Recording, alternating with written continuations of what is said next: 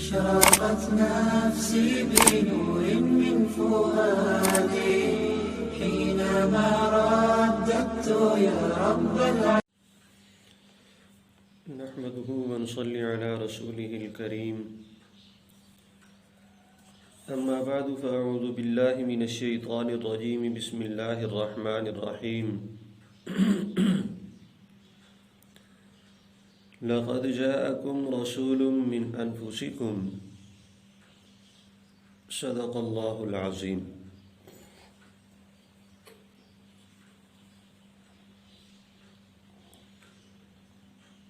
جناب نبی کریم صلی اللہ علیہ وسلم کے ارشاد کے مطابق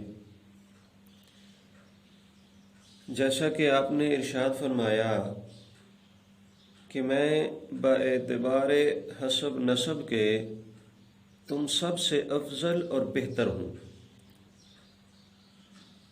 یعنی میرے آباء و اجداد میں حضرت آدم علیہ السلام سے لے کر اب تک کہیں بھی زنا نہیں بلکہ سب کا نکاح ہوا، یعنی حضرت آدم علیہ السلام سے لے کر جناب نبی کریم صلی اللہ علیہ وسلم تک آپ صلی اللہ علیہ وسلم کی جتنی بھی پشتیں ہیں، چاہے وہ والد کی طرف سے ہوں یا والدہ کی طرف سے ہوں، آپ صلی اللہ علیہ وسلم اس بات کی وضاحت کر رہے ہیں کہ میری پشت میں، میری آباء و اجداد کی لڑی میں، میری نسل یا خاندان میں جو آدم علیہ السلام سے لے کر میرے تک پہنچا، کوئی بھی زانی مرد یا کوئی زانی عورت اس میں نہیں گزرے۔ پھر آپ صلی اللہ علیہ وسلم کے نسب کے حوالے سے 3 مختلف طریقے رائج ہیں امت کے اندر۔ پہلا نسب تو آپ صلی اللہ علیہ وسلم کا وہ ہے جو امام بخاری نے بخاری کے اندر جناب نبی کریم صلی اللہ علیہ وسلم سے روایت کیا، یعنی آپ صلی اللہ علیہ وسلم نے اپنا نسب خود بیان فرمایا۔ اور دوسرا حصہ نسب کا وہ ہے کہ جو آپ صلی اللہ علیہ وسلم کے بیان کیے ہوئے نسب کے بعد حضرت اسماعیل علیہ السلام تک کا سلسلہ ہے، دوسرے حصے میں اسے بیان کیا جاتا ہے۔ اور تیسرا حصہ ہے آپ کے نسب کا حضرت اسماعیل سے اوپر، یعنی حضرت آدم علیہ السلام سے لے کر حضرت ابراہیم علیہ السلام تک۔ تو یہ 3 حصے ہیں، 3 سٹیپ ہیں آپ صلی اللہ علیہ وسلم کے شجرہ نسب کے۔ آپ صلی اللہ علیہ وسلم نے حضرت عبداللہ ابن عباس رضی اللہ تعالی عنہ آپ کے حوالے سے یہ روایت نقل کرتے ہیں کہ آپ صلی اللہ علیہ وسلم جب نسب شریف کو بیان فرماتے تھے تو عدنان سے تجاوز نہ فرماتے تھے، یعنی عدنان تک پہنچ کر رک جاتے اور یہ فرماتے کہ کذبا النسابون، یعنی نسب والوں نے غلط کیا ہے۔ تو چونکہ آپ صلی اللہ علیہ وسلم نے جو اپنا نسب بیان کیا تو وہ جناب عدنان تک ہے، تو اس لیے مورخین نے، مفسرین نے زیادہ تر اعتماد بھی اسی پہ کیا، اور آپ صلی اللہ علیہ وسلم کے نام نامی اسم گرامی سے لے کر جناب عدنان تک جتنے بھی واسطے ہیں، ایک ایک نام کی مختصراً جس حد تک ممکن ہو سکی امت محمدیہ صلی اللہ علیہ وسلم کے افراد نے ان میں جستجو اور تحقیق کی تعارف کے حوالے سے۔ حضرت اسماعیل علیہ السلام سے عدنان تک جتنے بھی واسطے ہیں، ان میں سے عدنان کے متعلق چونکہ آپ صلی اللہ علیہ وسلم نے بھی اس کی وضاحت کی، اور اس بات کی بنیاد پر جتنے بھی مورخین اور مصنفین ہیں انہوں نے اس بات کو تسلیم کیا ہے کہ جناب عدنان حضرت اسماعیل علیہ السلام کی اولاد میں سے ہیں۔ تو اب یہ نسب یا سلسلہ نسب ہم جناب عدنان سے چلاتے ہیں، یعنی ان کی اولاد کا جو تعارف ہے آپ صلی اللہ علیہ وسلم کی پیدائش تک، اس خاندانی سلسلے کو آپ کے سامنے بیان کیا جائے گا۔ تو جہاں تک جناب عدنان کا تعلق ہے وہ میں گزشتہ درس میں آپ کے سامنے مختصراً عرض کر چکا ہوں کہ آپ صلی اللہ علیہ وسلم نے جناب عدنان کے متعلق اس بات کی وضاحت دی ہے کہ انہیں برا مت کہیے گا، کیونکہ وہ دین اسلام پر قائم تھے اور اسی کے اوپر ان کی وفات ہوئی۔ آگے ان کے بیٹے معد ہیں۔ معد یہ عدد سے مشتق ہے، اور بعض کہتے ہیں کہ معد جو ہے یہ بمعنی افساد سے مشتق ہے، جس کے مطلب ہوتے ہیں بڑا بہادر اور جنگجو۔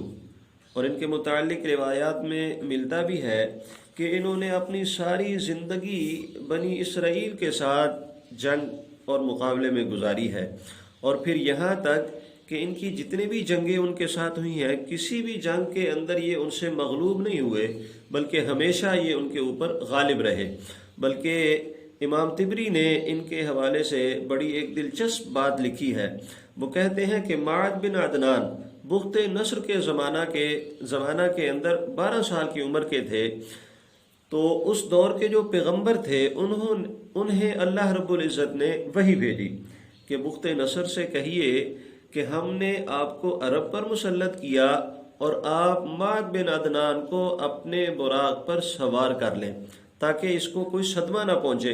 اور پھر آگے جو امام طبری الفاظ لے کر کے آتے ہیں وہ کہتے ہیں فَإِنِّي مُسْتَخْرِجٌ مِّن صُلْبِهِ نَبِيًّا، یعنی اللہ رب العزت نے اس وقت کے نبی کو یہ وحی فرمائی کہ فَإِنِّي مُسْتَخْرِجٌ مِّن صُلْبِهِ نَبِيًّا كَرِيمًا أَخْتِمُ بِهِ الرُّسُلَ۔ یہ لفظ غور کرنے کے قابل ہے کہ فَإِنِّي مُسْتَخْرِجٌ مِّن صُلْبِهِ نَبِيًّا كَرِيمًا أَخْتِمُ بِهِ الرُّسُلَ، اس لیے کہ میں معد کی صلب سے ایک محترم نبی پیدا کرنے والا ہوں جس سے پیغمبروں کا سلسلہ ختم کروں گا۔ یعنی آپ صلی اللہ علیہ وسلم کی پیدائش سے ہزاروں سال پہلے اللہ رب العزت نے بخت نصر کو اس بات کی خوشخبری دی اور خبر دی کہ میں ایک ایسا نبی پیدا کرنے والا ہوں معد کی اولاد میں سے کہ جو خاتم النبیین ہوگا۔ یعنی ختم نبوت کا عقیدہ کتنا اہم ہے کہ اللہ رب العزت نے ابھی آپ صلی اللہ علیہ وسلم دنیا میں تشریف نہیں لائے، لیکن صرف آپ کی نبوت کی نہیں بلکہ ختم نبوت کی بھی تائید کر رہے ہیں، لوگوں کے اندر اس کا تعارف پیش کر رہے ہیں کہ آپ صرف نبی نہیں بلکہ خاتم النبیین ہوں گے۔ تو بہرحال آگے معد کی اولاد میں سے ہیں نزار۔ نزار یہ نظر سے مشتق ہے جس کے معنی قلیل کے ہیں۔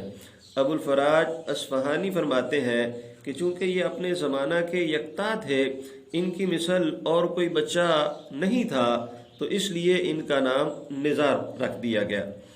اور علامہ سہیلی رحمہ اللہ فرماتے ہیں کہ جب نزار پیدا ہوئے تو ان کی پیشانی نور محمدی صلی اللہ علیہ وسلم سے چمک رہی تھی، تو یہ انفرادیت ہے ان کی، تو اس لیے یہ کہہ دیا گیا ان کے متعلق کہ یہ ان کے والد نے اپنی دوست احباب کی اور قبیلے کے لوگوں کی دعوت کی، تو اس میں یہ بات انہوں نے کہی کہ یہ سب کچھ اس مولود کے حق کے مقابلہ میں بہت قلیل ہے۔ تو جب انہوں نے یہ قلیل کا لفظ بولا اور پھر یہ جو ان کی پیشانی سے نور محمدی کا ظاہر ہونا، یہ ایسی چیزیں تھیں جو اور کسی میں نمایاں نہیں ہوئی، تو اس لیے ان کا نام نزار پڑ گیا۔ نزار کے بیٹے مضر ہیں۔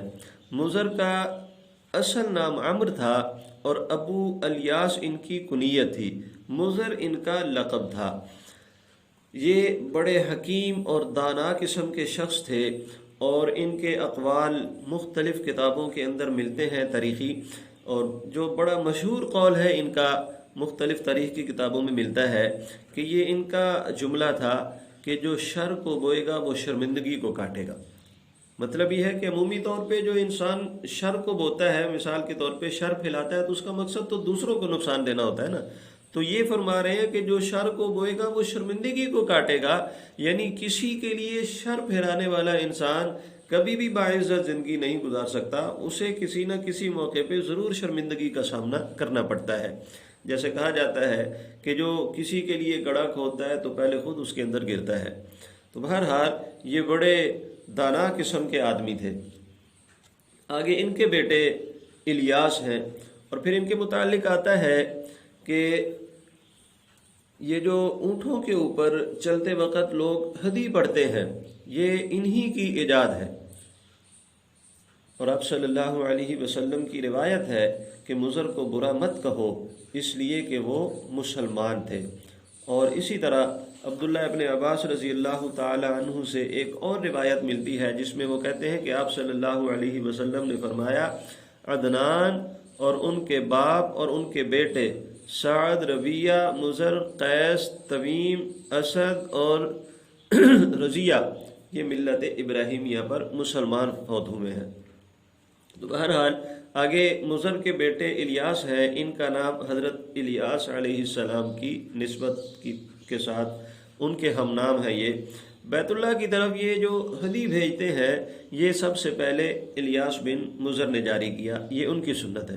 کہا جاتا ہے کہ الیاس بن مضر اپنی صلب سے نبی اکرم صلی اللہ علیہ وسلم کا تلبیہ حج سنا کرتے تھے، یعنی آپ صلی اللہ علیہ وسلم حج کے موقع کے اوپر جو تلبیہ پڑھتے تھے، آپ نے جو پڑھا اور امت کو تلقین فرمایا اور سکھایا، تو یہ جو الیاس ہے یہ ان الفاظ کو اپنی پشت سے سنا کرتے تھے، یہ آواز آتی تھی آپ صلی اللہ علیہ وسلم کے اس تلبیہ کی، روایات کے اندر آتا ہے۔ نبی کریم صلی اللہ علیہ وسلم نے ارشاد فرمایا کہ الیاس کو برا مت کہو، وہ مومن تھا۔ یعنی یہ آپ دیکھیں نا کہ آپ صلی اللہ علیہ وسلم نے جو اپنا شجرہ نسب عدنان تک بیان کیا، تو پھر ان کی جس حد تک آپ صلی اللہ علیہ وسلم کو اللہ رب العزت نے اطلاع کی، تو اپنے ان آباء و اجداد کی آپ صلی اللہ علیہ وسلم نے نشاندہی بھی کر دی کہ ایسا نہ ہو بعد میں امت اس جھگڑے میں پڑ جائے کہ پتہ نہیں وہ مومن تھے یا نہیں تھے، وہ مسلمان تھے یا نہیں تھے۔ تو جس کے متعلق اللہ کے نبی صلی اللہ علیہ وسلم کی کوئی روایت ملتی ہے کہ اللہ کے نبی صلی اللہ علیہ وسلم نے ان کے مومن ہونے کی گواہی دی، تو اس کے اوپر اہل ایمان کو کلام کرنے کی یا گفتگو کرنے کی قطعی طور پہ کوئی اجازت نہیں اور کوئی حق حاصل نہیں۔ آگے الیاس کے بیٹے ہیں مدرکہ۔ جمہور علماء کا یہ قول ہے کہ مدرکہ کا نام عمر تھا۔ محمد بن اسحاق کہتے ہیں کہ ان کا نام عامر تھا، اور مدرکہ ان کا لقب تھا جو ادراک سے مشتق ہے۔ بہرحال ان کے متعلق روایات میں اس حد تک ہی معلومات ملتی ہیں۔ آگے ان کے بیٹے خزیمہ ہیں، حضرت عبداللہ ابن عباس رضی اللہ تعالی عنہ ان کے متعلق بھی روایت کرتے ہیں کہ یہ بھی ملت ابراہیمی کے اوپر مرے ہیں۔ یہ حضرت عبداللہ ابن عباس رضی اللہ تعالی عنہ آپ صلی اللہ علیہ وسلم کے چچا زاد ہیں، اور آپ بھی اسی شجرہ نسب کے ساتھ اور اسی خاندان کے ساتھ تعلق رکھتے ہیں۔ تو چونکہ ایک خاندانی تعلق اور نسبت بھی تھی آپ صلی اللہ علیہ وسلم کے ساتھ، تو اس لیے زیادہ تر روایات انہی سے آ رہی ہیں۔ آگے خزیمہ کے بیٹے کنایا ہے۔ کنانہ عرب میں بڑے جلیل القدر سمجھے جاتے تھے۔ ان کے علم و فضل کی وجہ سے روایات میں آتا ہے کہ دور دراز سے لوگ مستقل ان کی زیارت کے لیے سفر کرتے تھے، یعنی ان کے علم کا، ان کی شرافت اور بزرگی کا اتنا چرچا تھا کہ لوگ ان کی زیارت کے لیے آتے، جیسا کہ آج کل کے دور میں بزرگوں کی زیارت کے لیے لوگ جاتے ہیں۔ تو بہرحال آگے کنانہ کے بیٹے نضر ہیں۔ نضر یہ نظارہ سے مشتق ہے، جس کے معنی رونق اور تر و تازگی کے ہیں۔ یہ نہایت حسین و جمیل تھے، اس لیے ان کا نام نضر پڑ گیا، ورنہ اصل نام ان کا قیس تھا۔ آگے نضر کے بیٹے مالک ہیں، اور مالک جو ہے یہ عرب کے بڑے مشہور سرداروں میں ان کا نام شمار ہوتا تھا۔